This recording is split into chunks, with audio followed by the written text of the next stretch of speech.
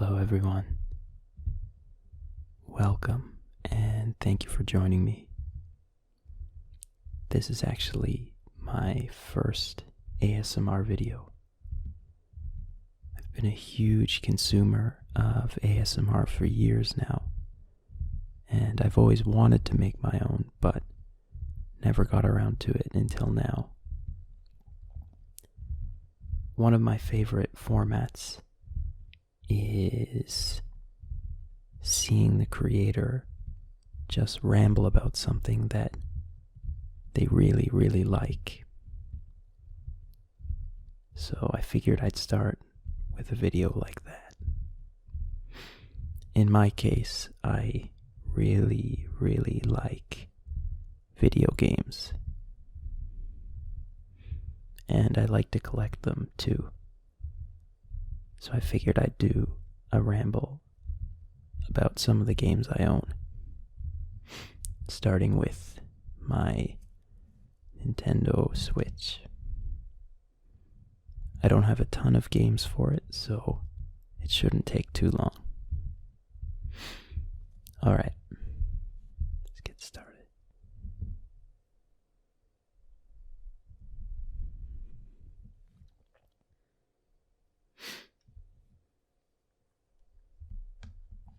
First up is Super Mario Odyssey. This was actually the first game I got for my Switch. I didn't buy a Switch at launch, but once this game came out, I couldn't resist anymore. This was a really wonderful game.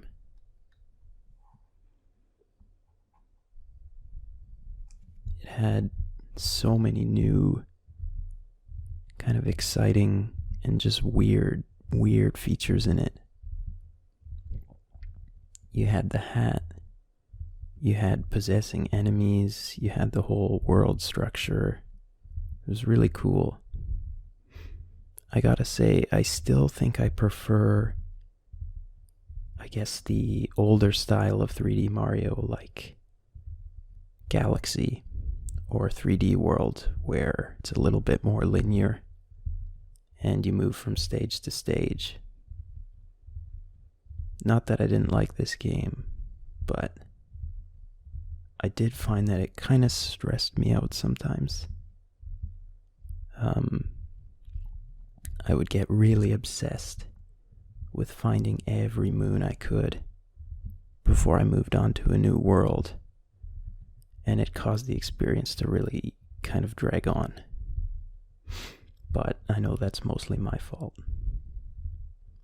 If you're able to sort of just go with the flow a bit more and advance when you have the ability to, it's easily one of the best Marios ever, I think, just in terms of the sheer amount of ideas that they crammed into it.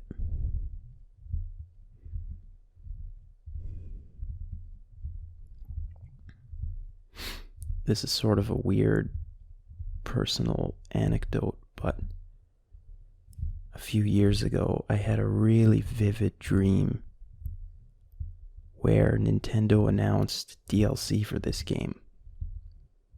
It was like a Luigi's Mansion expansion. And it was so vivid, like I remember even seeing the headlines, sort of articles about it in my dream. And it looked really good. It just seemed like such a natural idea. Running around in a mansion, looking for moons. Luigi could have a bigger role. Like, the potential was crazy. And I still don't know how, but somehow I sort of failed to remember that that was a dream. And I had it in my head for a long time that this DLC was actually coming out, until I talked to some friends and they asked what I was talking about. Then I looked online and realized, wow, that was really weird. But anyway, I mean, I think the ship has sailed, but if they ever did do DLC, I think that'd be an awesome idea. Alright, let's go to the next.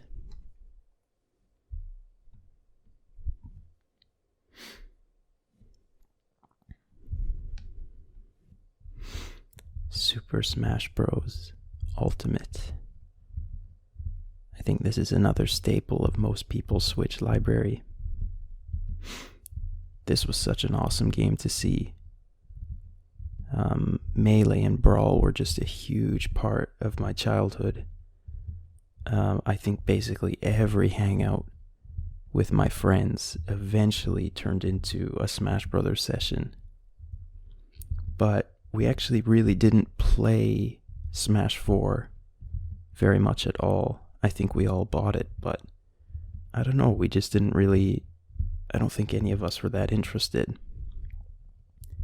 But Ultimate really caught on, and we kind of had a return to the glory days where every time we'd hang out, we'd play a little bit, not as much as before, but definitely more than I expected.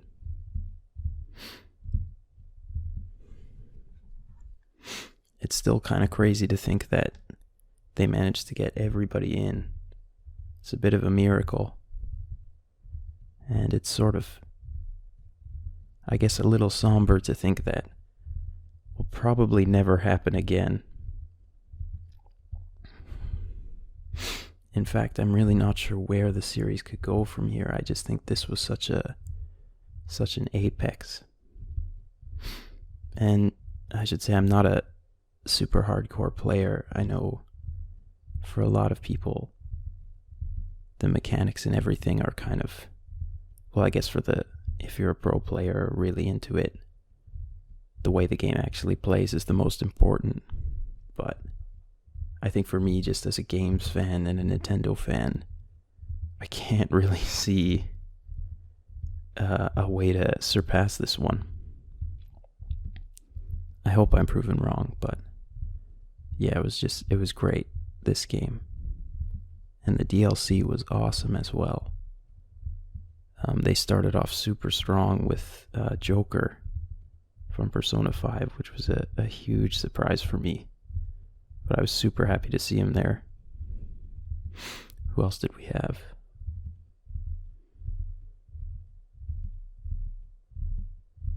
I'm completely blanking.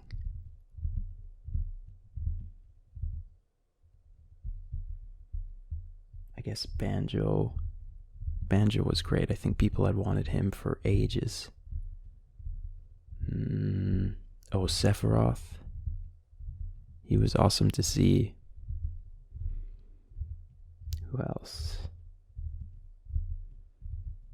There were a few that I wasn't quite as excited about. Like Terry. I've never really played King of Fighters. Or Kazuya. Never played Tekken either, so I didn't really recognize him. And I guess also just some of the new characters that were in from launch, like the Belmonts and Ridley. Ridley was just so great.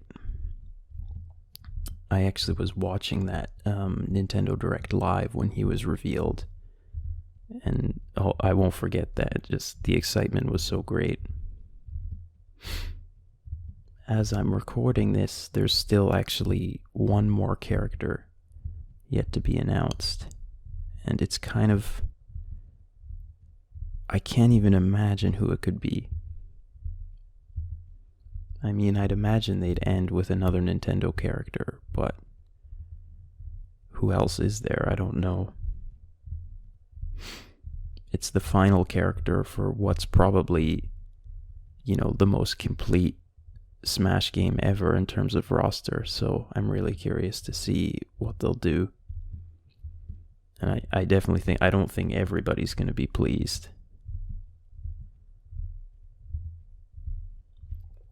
Personally, I think it would be great to see, this is sort of a hint at the next game that I have on my shelf here, but I was really hoping to see the Dragonborn from Skyrim. I know it sounds really out of left field, but I think he'd be a great character. I mean, I think even his signature move, the shout, launches people. So, to me, that would just be a perfect fit. Anyway, on that note,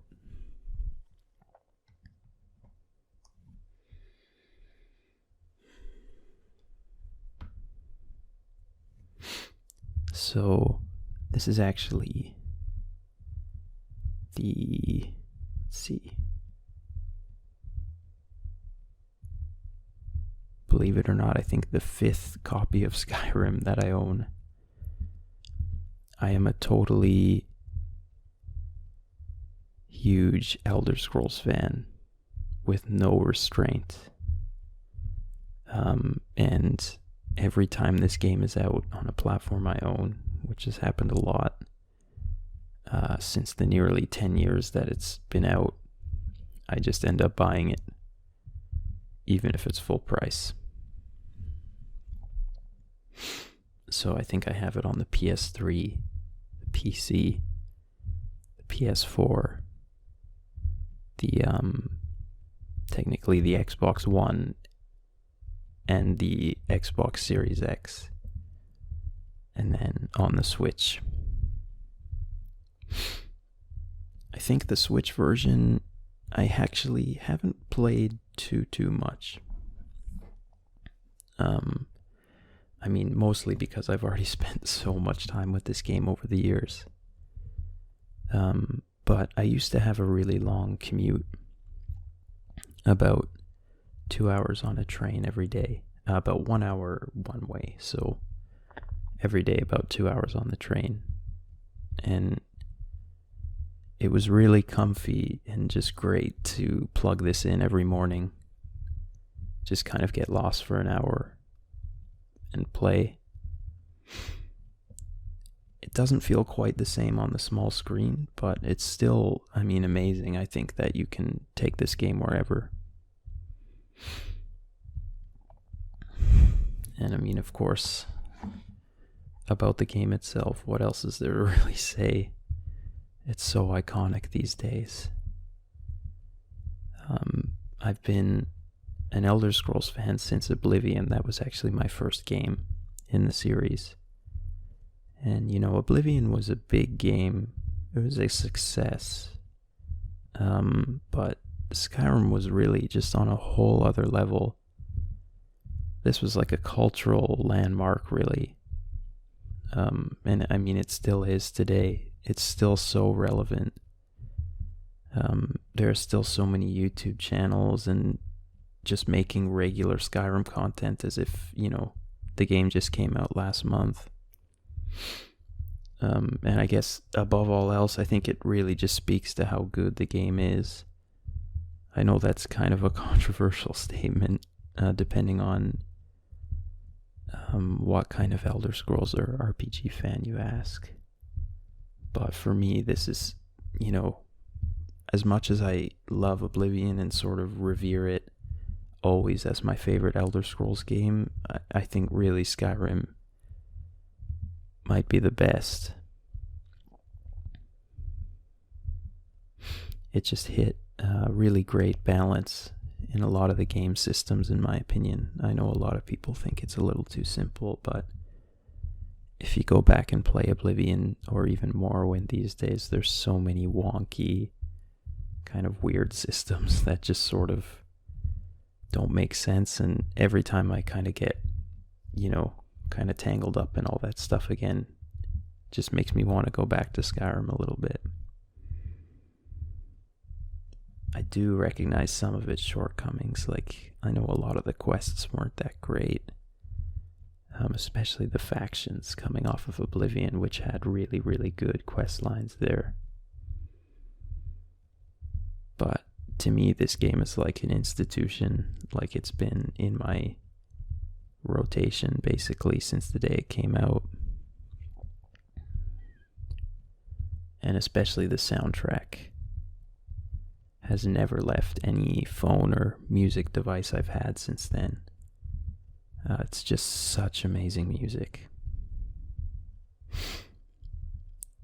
Skyrim's actually, I think I maybe mentioned this, but it's 10 in just 2 months, really.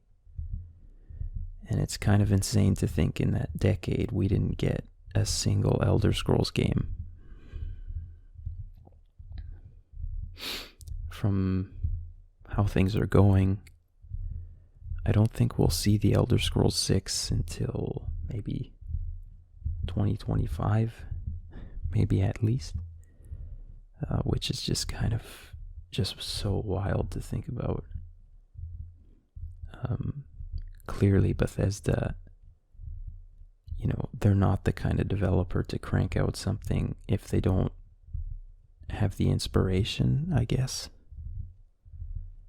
At least that's the only reason I could think of for waiting so long to follow up on what was basically the biggest game of its generation, I think.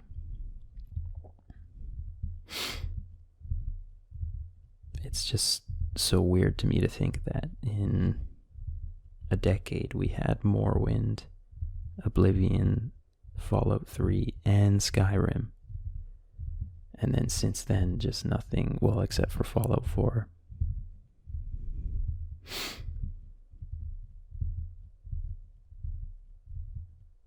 Starfield, I think, I'm not hugely interested in sci-fi, but I'm really, really hopeful for that game.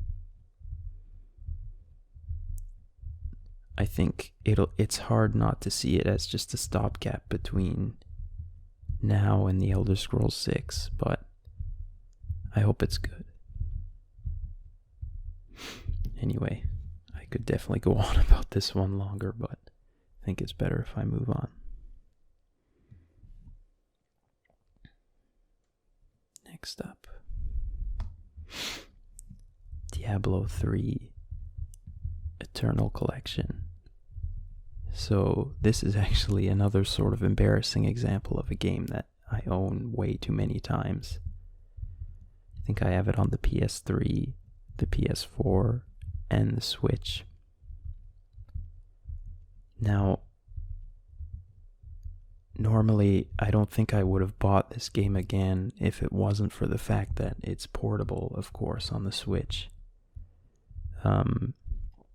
And I genuinely think this is basically the best possible place to play this game.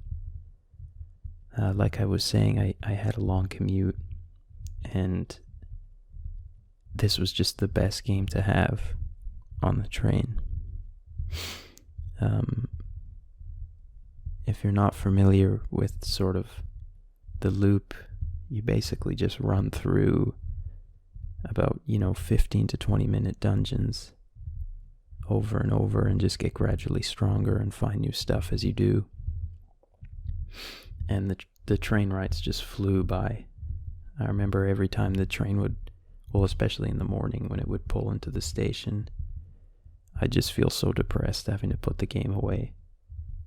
It was just a blast. This game's definitely had a bit of a interesting history. I actually never played it at launch, which was I think definitely sort of the worst or most turbulent time to play it, back when it had the auction house and not really a substantial end game. But I think in the state it is in now, it's a great game. It's still got some problems. I think for me the biggest thing I feel when I play a lot of this game is I start to sort of have these existential crises where I just ask, what am I really doing? It starts to feel a little bit artificial because you're just kind of hopping in and out of these randomly generated dungeons. There's not really any story once you're past that point, at least. And the game's sort of seasonal model means that your character eventually you know, there's kind of no point in playing them, depending on how you look at it. And usually when I start to feel that way, that's when I know, all right, well, I've had my fix, and I'll move on to something else. But I do come back to it pretty frequently. It just feels so good to play. If you're a Switch owner, I would consider this almost an essential. I think it's excellent to have on the system.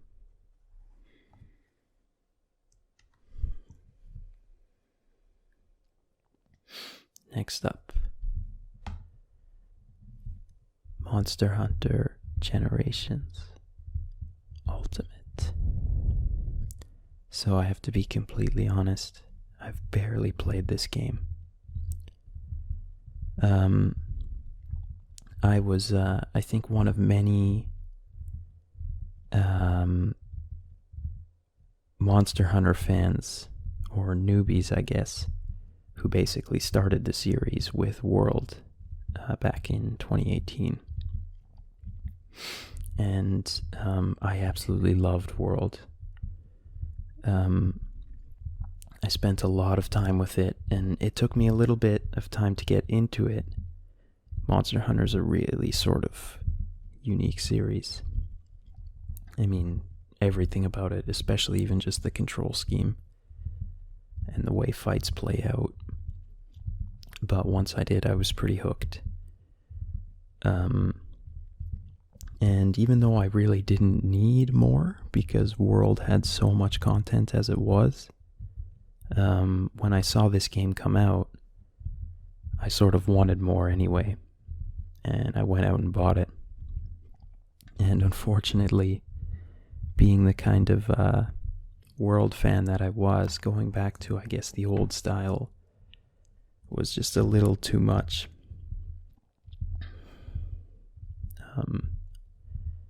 If you're a veteran Monster Hunter fan, you might be laughing right now, and I wouldn't blame you, because it's not that this is a terribly obtuse game or anything. It's very clear that it's from a different era.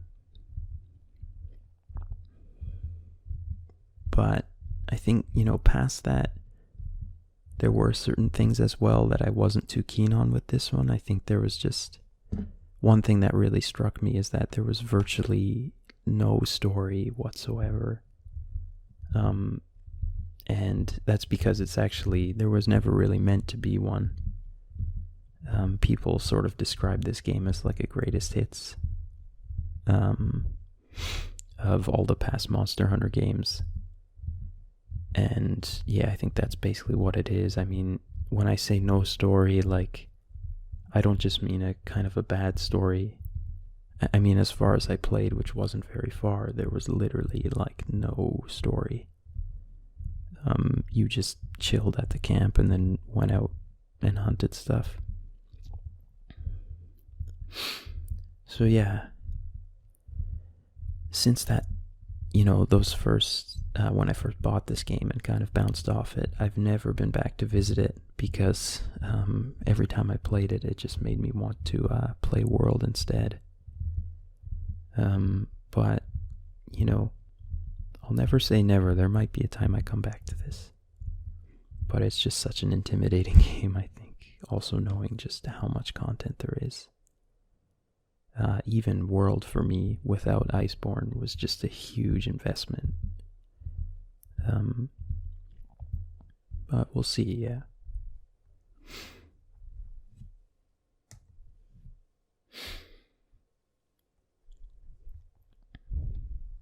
Next, Zelda Breath of the Wild. So when the Switch came out, this was sort of the premier launch game, but this actually also released on the Wii U. And as one of the maybe 500 people in the world with a Wii U, I just bought it on there at first. I didn't necessarily see the value in getting a Switch right away. But because, like I've said before, I'm weak and I have no restraint. When I did get the urge to play this game again, I ended up buying it for my Switch. I do think the resolution's a little better graphically, but other than that, it's basically identical. Of course, the game itself, what else is there to say that hasn't already been said? It was just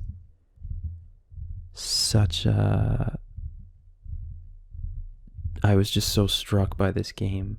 It's just so good, but it was also really tough to get into at first, as a big Zelda fan with very, very strong notions of what the series should be like. It was so radical that when the game first came out, I actually kind of bounced off of it and didn't come back to it for months, actually, when I sort of finally accepted it. And when I did, I just had the best time. This is a really special game, and I'm so glad that Nintendo took the time to really deliver on the premise of a open world Zelda.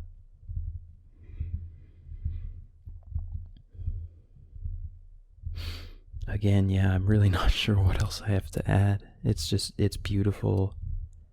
And it's kind of a game to me like Skyrim, where I'm happy just to exist in the world.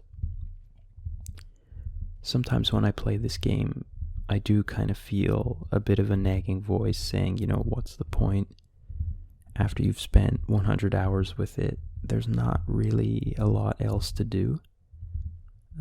But I'm still drawn back to it just to kind of, stand on a hill and just walk around and take it in. It's incredibly relaxing to play as well. I'm really excited for the sequel. It's probably, right now, my most anticipated game of next year. But I am also a little worried that it's taken almost 5 years just for a sort of iterative sequel that takes place in the same world. And I know that's not, it's so early, way too early to make any kind of definitive judgment, but it does look like it takes place in the same environment, minus the stuff in the sky. And a big part of the appeal of this game, of course, was, entering that world for the first time. Just taking that all in. So we'll see. I'm super excited, and I'm sure it's going to be good. But I can't help but admit that I think I would have liked to see like a totally new world. But I'm sure we might get that someday.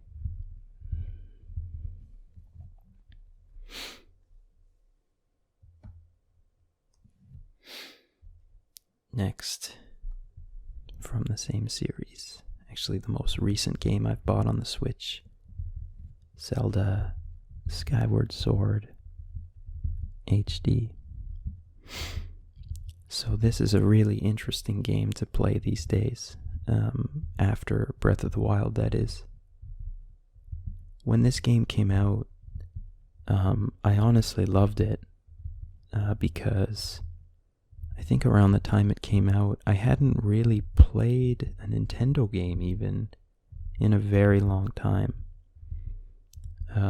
I was really deep into the PS3 and that generation, and my Wii had been sort of on a shelf just for ages. And when it came out, it felt so good to return to just a really classic kind of Nintendo adventure. But I think that sort of formula is something that a lot of people, or at least is very, controversial about this game. It is 100%, super, super formulaic. And it's also got just a lot of flaws. things like the sky, like the overworld, the amount of times you sort of revisit old areas, some of the hand-holding, and of course the motion controls, which are really jarring these days because it's been so long since, the Wii.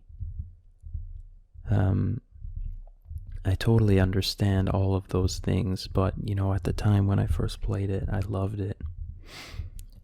As for now, though, I've been playing this a little bit recently. I haven't finished it yet, and I'm honestly not sure if I will, just because it's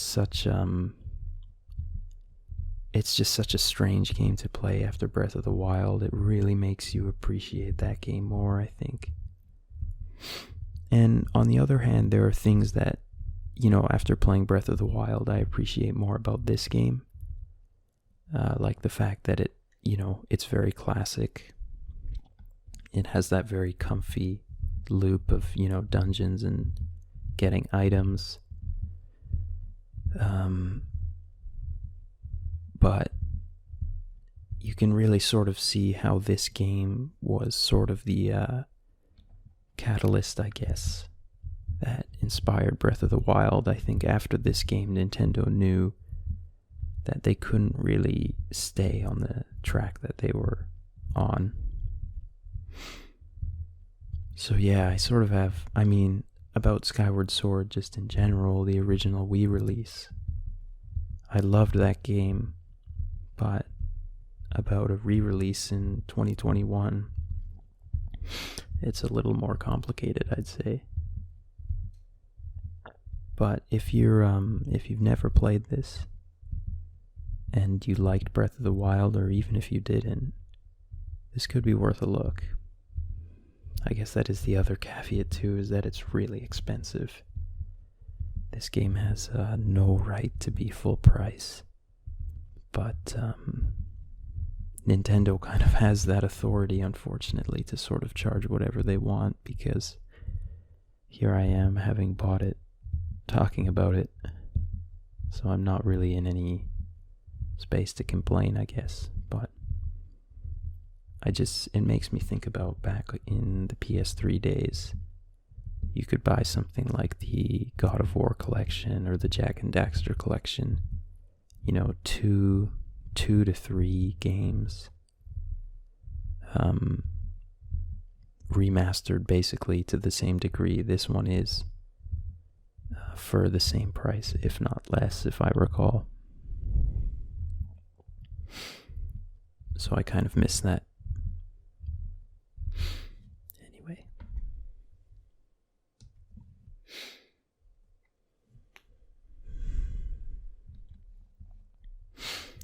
Next up is Dragon's Dogma, Dark Arisen. So I have a really sort of complicated relationship with this game, to be honest. I think this, for me, I've tried so hard to get into this game over the years. Because on a surface level, there's so many things about it that I should like. Even just looking at the cover, I'm kind of reminded of that. I really like dark fantasy, and I really like action games as well. And I like, Skyrim and open world games like that. And this game kind of, sort of combines a lot of that. It's sort of like in Elder Scrolls in that there's a big open world with a lot of character customization and progression, but it plays like nothing else. And I think that's because it was actually directed by not the creator of Devil May Cry, but the director of Devil May Cry 3 and 4 and now 5.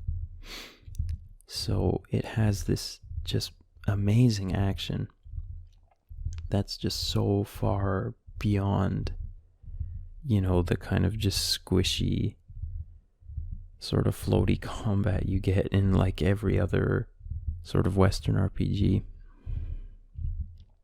But unfortunately, the game just doesn't have the kind of overall level of quality that I guess I kind of need. I would have said that I could easily look past like kind of some flaws and flawed areas in a game if it had kind of heart and some vision. And I do think this game has heart and vision, but I guess I just overestimated my generosity a bit. I just can't really get over some of this game's rougher areas, especially like just the presentation and kind of the world. It just feels so unfinished and just so bland.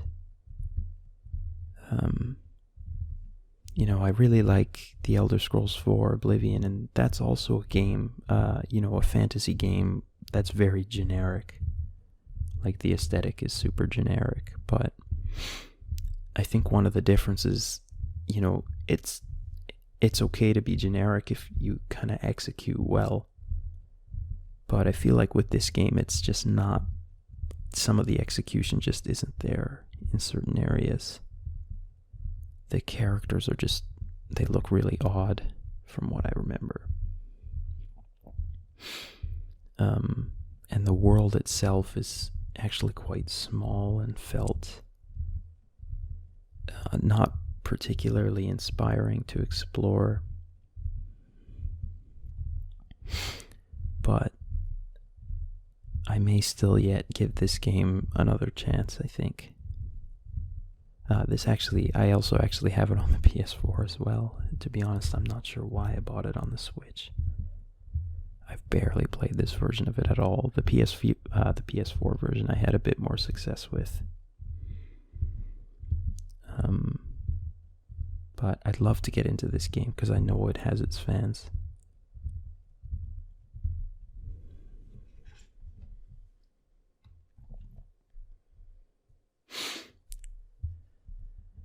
So, next up is Dark Souls Remastered.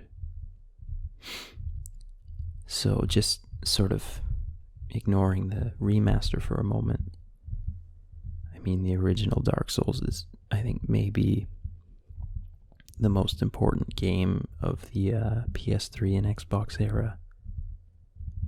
I think the influence, you can still see it. I mean, you see it now more than ever in so many other games. From the combat system to just the flavor, to the, the more punishing mechanics that this game had. So many games have, borrowed from it, which I think is amazing. Because, this is just an amazing game. And it's still by far my favorite of the Dark Souls trilogy.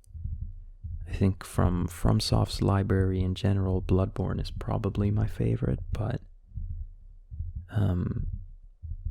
this is a close second, I think. Again, this is one where I don't have too much more to say. But this is another one I can revisit basically at any time.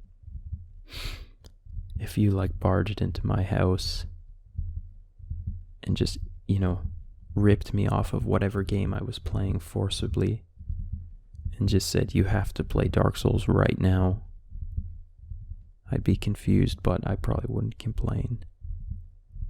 I mean, it really is that good. Just the longevity as well, trying out different characters and stuff. As for the actual remaster here on the Switch, on the PS4 and Xbox One, the remaster was kind of a dud, to be honest. The 60 FPS was nice, but it almost looked worse at times.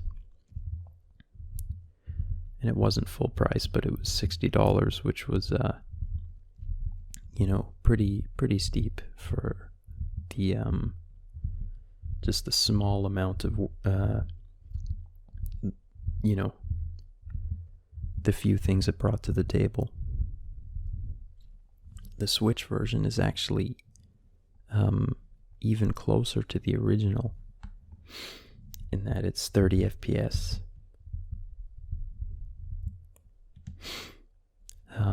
Which is almost a good thing because it actually looks closer to the original. It doesn't have some of the weird effects that the remaster has on other systems.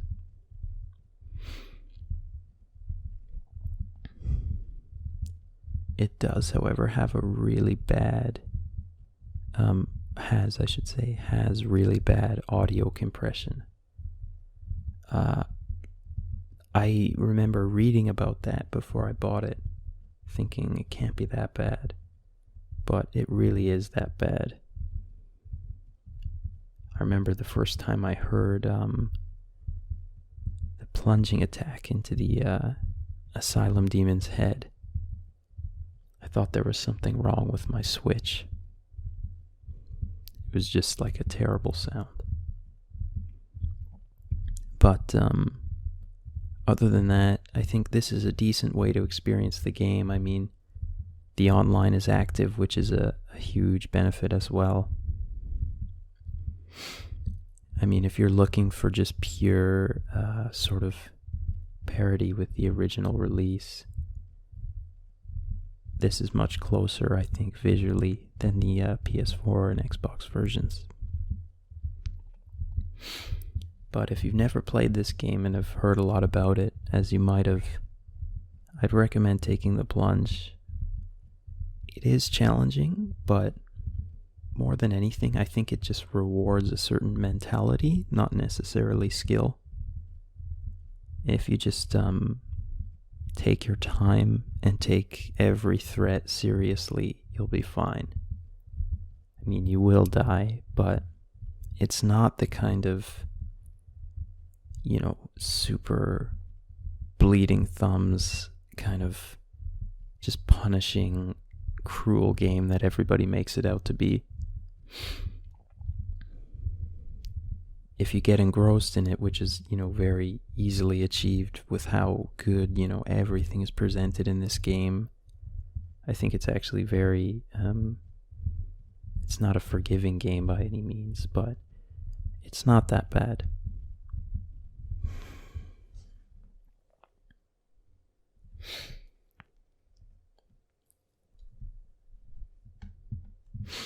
Next is another remaster, Final Fantasy X and X-2 HD. Final Fantasy X is probably, I think not probably, is my favorite Final Fantasy. And I'll be honest, it's actually one of the few Final Fantasies I've played. Growing up, to be honest, I really didn't have any interest in this franchise at all. I think the golden age of Final Fantasy sort of ended around the time that I really got into games. My first console was a GameCube. And, by that point, I didn't have a PS2. And I think most people consider Final Fantasy X kind of like the last truly great Final Fantasy. And I was, I think, about 5 years old when it came out, so I didn't play it at the time. And then, growing up, the only game I really remember was 13, which was pretty controversial, and at the time I thought it looked kind of weird, and I just didn't really have any interest. But I first played actually this remaster on the PS3 when I was in high school, and I just loved it. It's one of, sometimes you hear, sometimes there's just like a really famous, acclaimed thing that you never really, for some reason, you never play or watch or read, what have you. And you kind of think, maybe you don't need it or something like that. And then you play it, and then sure enough, it's amazing. And it's just kind of like, well, duh. There's a reason this is as famous as it is, and I definitely felt that when I first played this game. As my first Final Fantasy, hearing so much about the series, but then to actually play one was a really awesome experience, and there's just so many great things in Final Fantasy X. That opening scene is just so classic. The sort of the world design, the inspirations they drew from are super unique. Like, there's not really anything, other than other Final Fantasy games. Kind of just the culture that they were able to build around the world and stuff is just so cool. And the characters as well. They're all great. Yuna and Titus are kind of like a really good anchor for the whole story, and there's a lot of wonderful moments. And then the combat too. I still have no idea why Square Enix kind of abandoned the combat system that they had for this game. I know it wasn't 100% traditional, but man, it was just so much fun.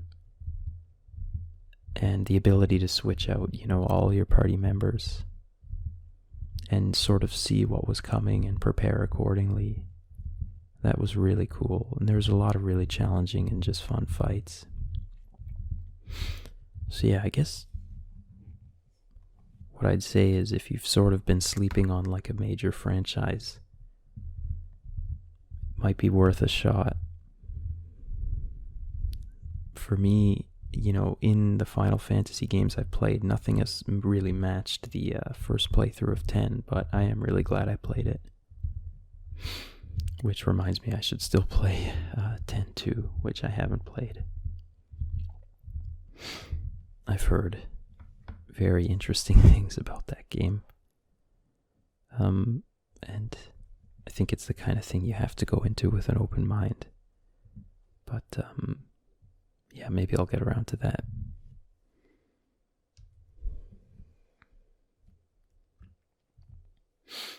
So, on that note, here is Final Fantasy XII, the Zodiac Age. I'll be completely honest, I've actually never played this. It hasn't even been in my Switch. I bought it at the same time I bought the Final Fantasy X Remaster, thinking I'd play it after I replayed Final Fantasy X. But as it usually happens, after I played Final Fantasy X, I was kind of a little bit burnt out and just ended up playing other things. But I do really want to play this game, and it's been nagging at me, for almost 4 years now. Every time I kind of have a gap in the games I'm playing, it springs to mind, but for some reason I just still haven't played it. I think maybe why is that I'm still not quite sure what to expect from this game. From what I understand, it's a unique one. It looks a lot like a single-player MMO, and it takes place in a very different sort of universe than the other games, I think. And every time I sort of watch gameplay of it to hype myself up, I guess, to play it, I end up sort of just getting confused and going back to something that I do actually know, but I suppose I have to try it. Which I should do soon, for sure. If you played this and you like it, let me know, because that might inspire me to finally get started with it.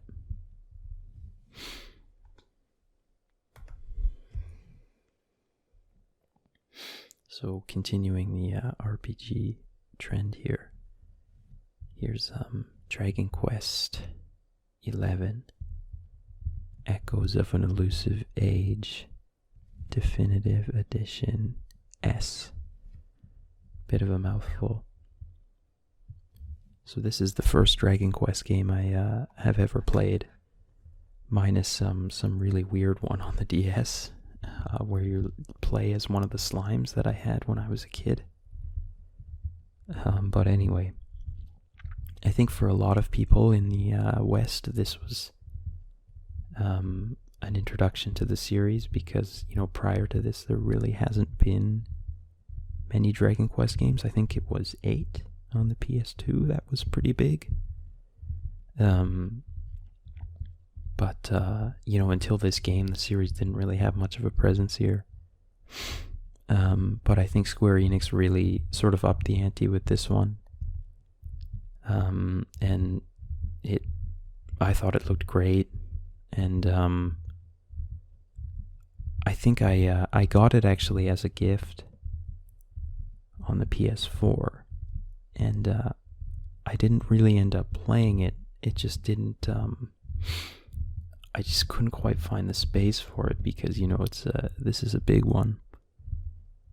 But I think about 2 years ago or so when I saw that it had a re-release on Switch, I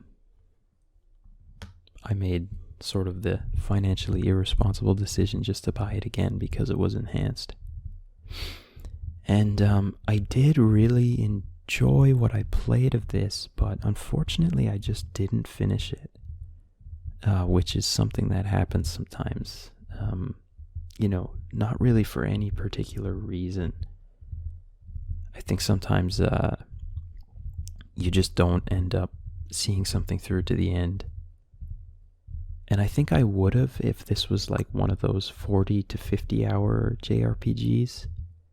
But from what I had heard, this extends beyond even 100 hours. And I honestly just didn't... I mean, at that point, you can't really force yourself through something that long. So I ended up stopping, I think, about 30 hours in. But, talking about it now, I'd be down to go back and finish it.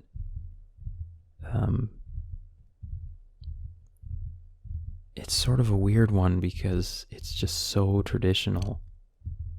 And, as far as I know, like, it doesn't really do anything that feels like new or fresh. But it's just really... I mean, I guess it is just like comfort food, which is, I know, kind of a generic thing to say about these games, but I think it's true. That's kind of what makes them special almost, is just how sort of comfy they are. So yeah, maybe I'll come back to this, but it's hard to get back into an RPG after 2 years without playing it.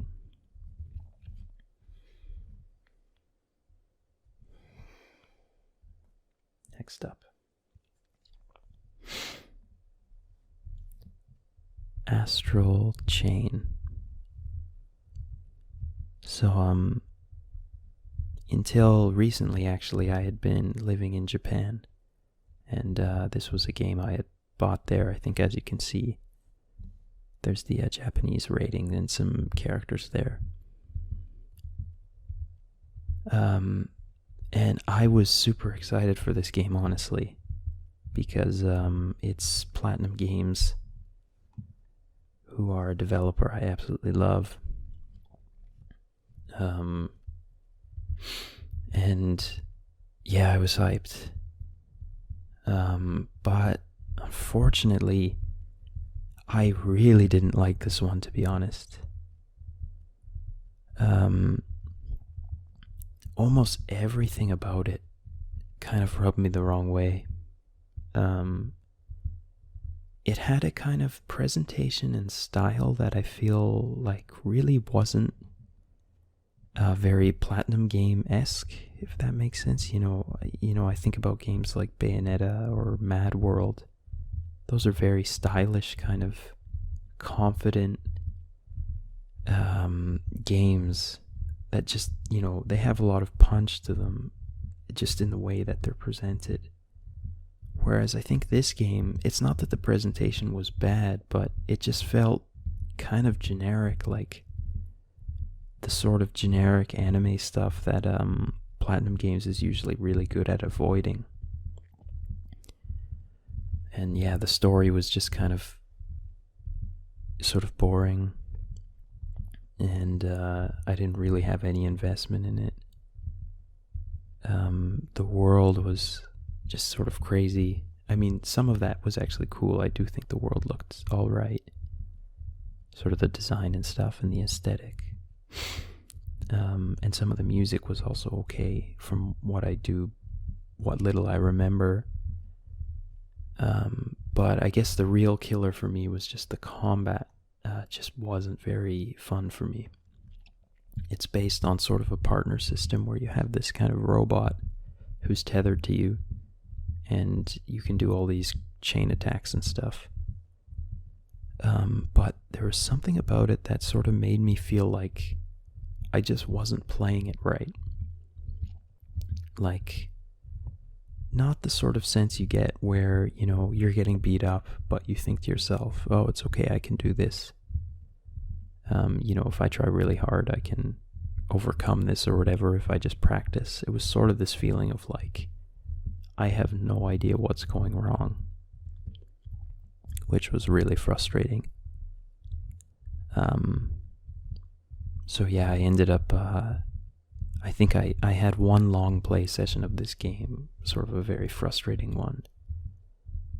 And I don't think I ever returned to it. I'm not quite sure how far I got. I think I played it for like a solid 6 hours. So yeah, I'm not sure where this sits in terms of length. But who knows, honestly. Crazier things have happened in terms of coming back to a game that I once didn't like and ended up enjoying it. So, there is a chance that maybe one day I'll go back to this and like it, but I think just it really hit me the wrong way the first time. If you enjoy this game, though, let me know. I don't see it talked about too often, I think probably because it was Switch exclusive.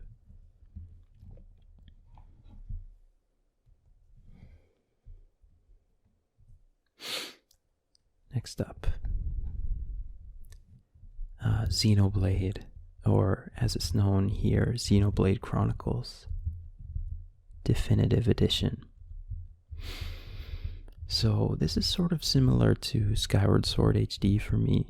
When I first played Xenoblade, I was completely blown away by it. And it's like one of those sort of treasured gaming memories for me is that game. Because I think when I was growing up, there weren't really a lot of truly great JRPGs. I mean, I guess just between like maybe 2006 to when this game came out, I guess, which was 2012, the genre sort of struggled. But I feel like then this game just came out and, set the record straight and just completely blew me away. And reminded everybody that, JRPGs don't have to be kind of a drag, I guess. They can do things like have big open environments. And yeah, I guess that really was the big thing. Or, snappy combat. And, side quests and quality of life features. The original game had such smart influences and really borrowed really well from a lot of different styles of RPG, even MMOs. And just one of the best designed worlds ever. If you didn't know, actually, Monolith Soft, the developer, actually helped out with Breath of the Wild's development because they did such a good job designing the world of this game, which takes place on this sort of giant dead machine, which is another really cool thing. And the music is just tremendous in this game.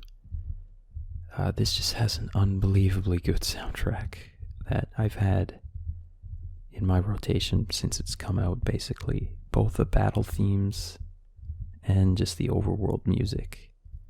Just equally amazing. It probably has one of the best battle themes of all time, I'd say. The mini-boss music is just incredible.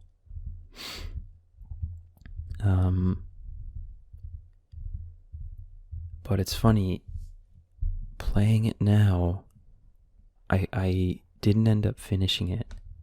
Sort of struggled to get through it because maybe, it was just the extra time I had or the patience I had when I was a teenager, but the side quests are just such a drag in this game.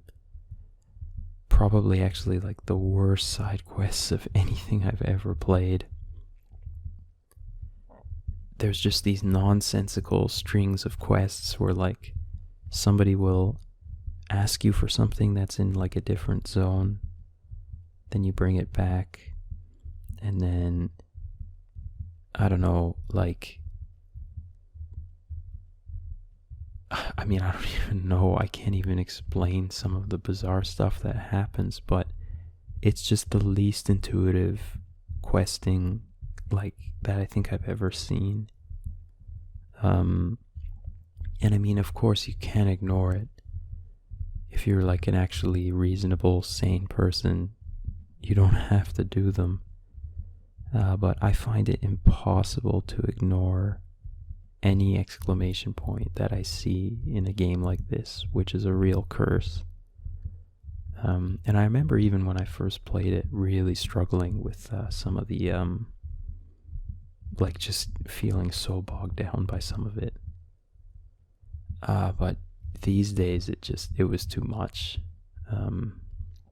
In particular, there's a city you get to, I want to say about halfway through the game, and there's just this, it's just a sea of exclamation marks the first time you're there. And I think at that point the not playing the game was easier than having to ignore them, and especially easier than actually doing all those quests. So it's too bad. I sort of wish they had improved that, because this remake actually does have some other cool improvements as well.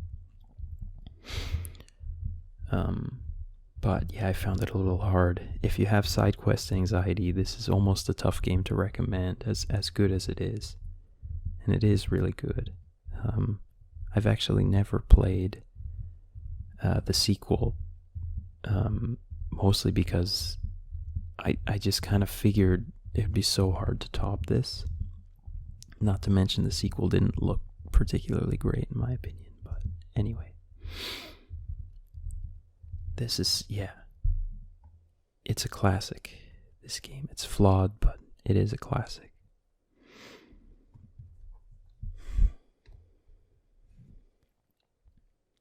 Next up is not an RPG,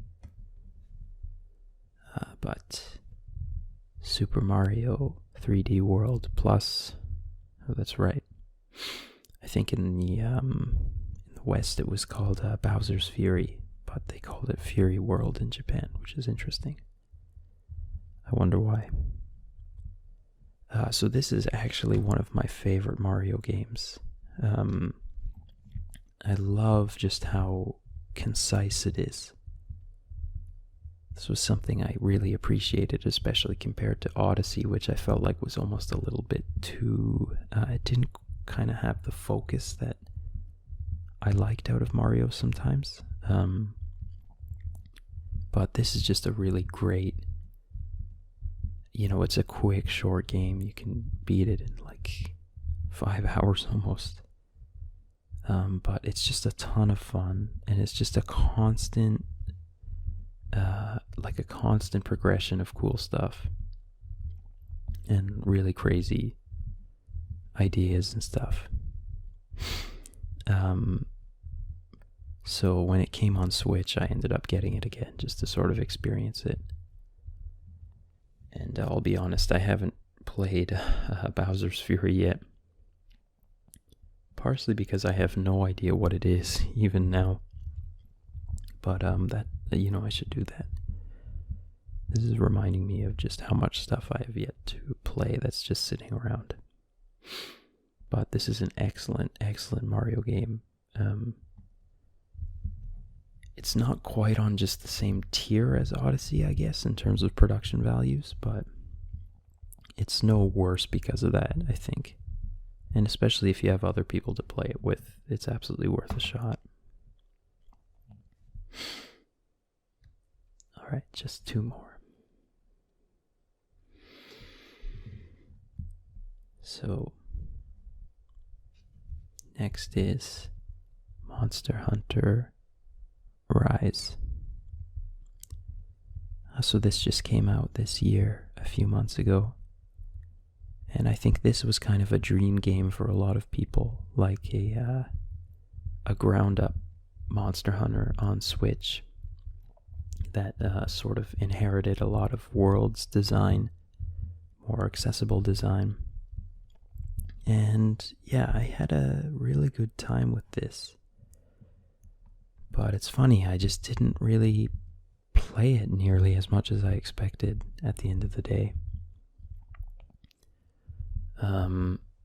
And it's funny, it made me want to play World again, even though I've already spent so much time with that game. I don't think there's anything that this game does badly wrong. But I know other people have had sort of the same issue of just sort of losing interest a little bit faster than usual. And by fast, I mean in Monster Hunter, losing interest fast still means, a solid 80 to 100 hours of play, which is, most games would be lucky to get even half of that out of you.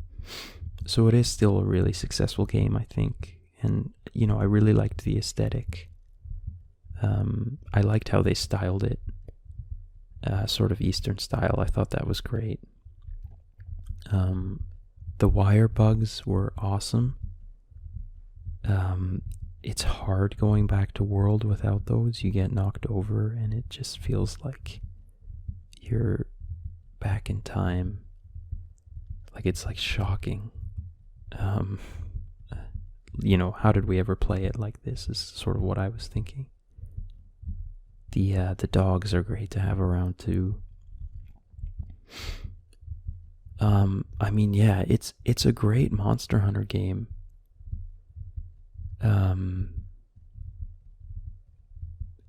And it's very likely at some point I'll come back and play more of it, because I do think there'll be like an Iceborne style expansion. At least I think so. We've had a few pretty healthy updates, but nothing truly massive. And I think when that comes around, I'll revisit it. But for now, I think I was satisfied with what I played.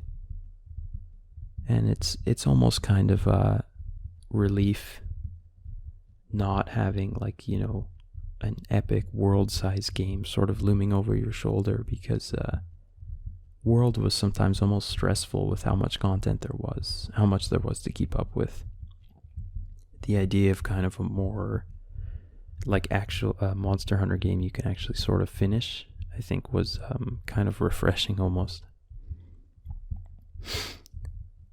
If you've never played a Monster Hunter game before, this is an excellent one to start with, I think.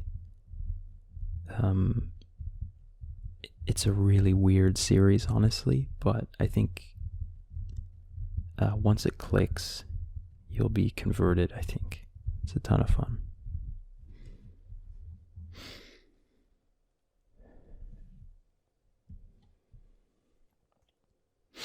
Alright.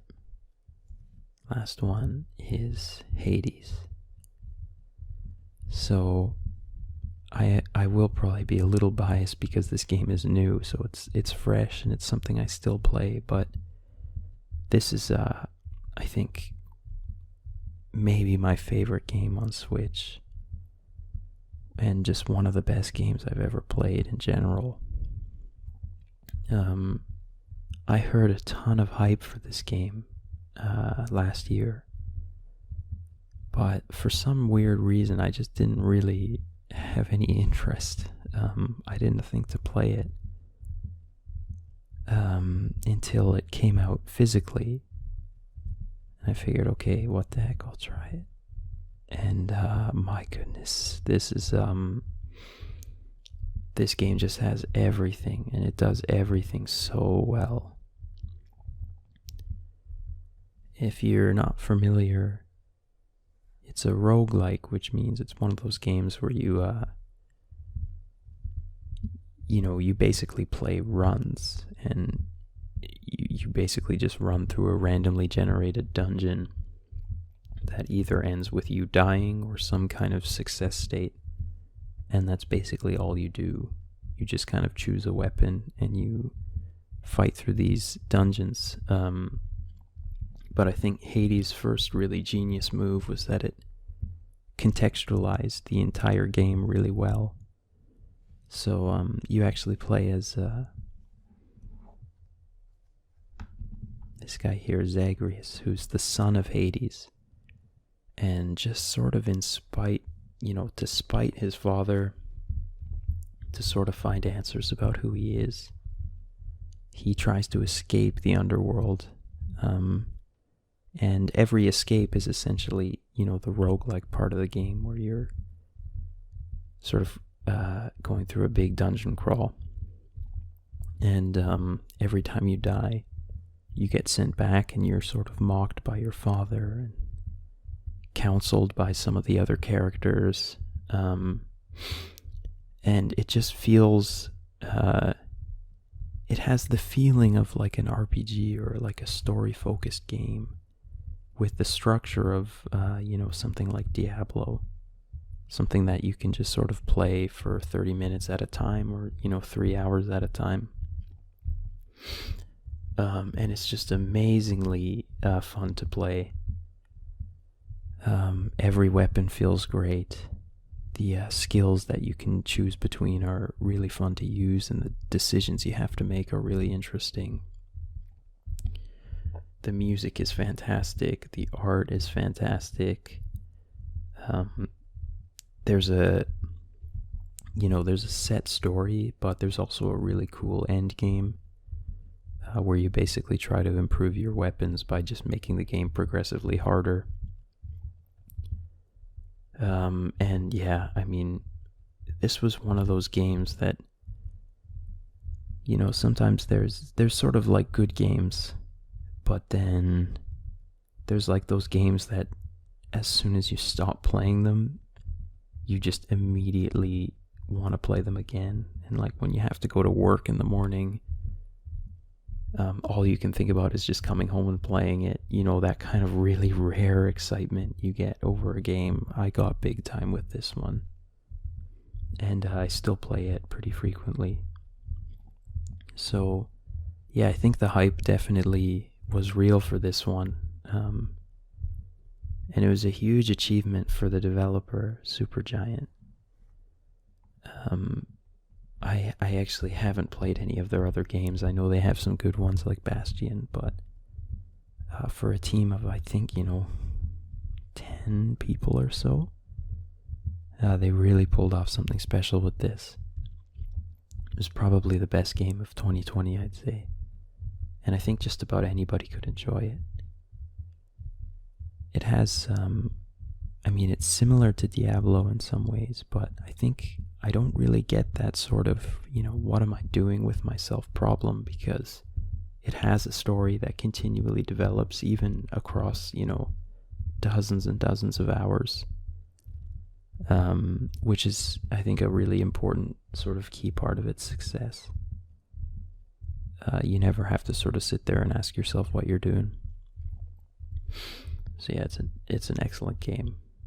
highly recommend. And I think you can play it on the I think it's on PlayStation and Xbox now too, and of course the PC. So check this one out for sure.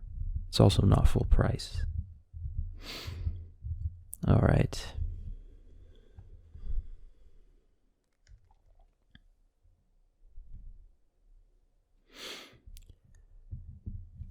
So there was the Switch. I hope that was either, maybe interesting, relaxing, or hopefully boring enough to put you to sleep.